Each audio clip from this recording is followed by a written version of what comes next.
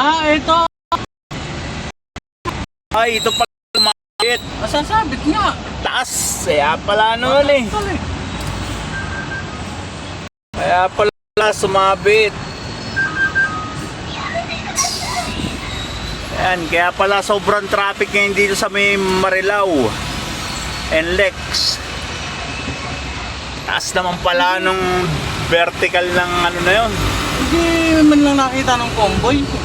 Sigurado may convoy yun. Laki ng babayaran ng kumpanya niyan. Oo.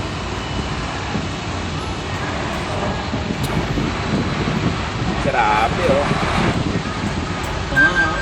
Nagkakagulo na yung mga architect ko. Pera na naman na ikata ko.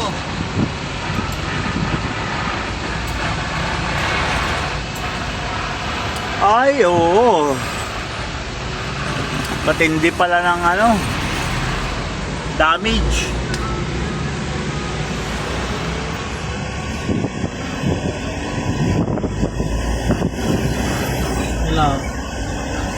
Sobrang traffic.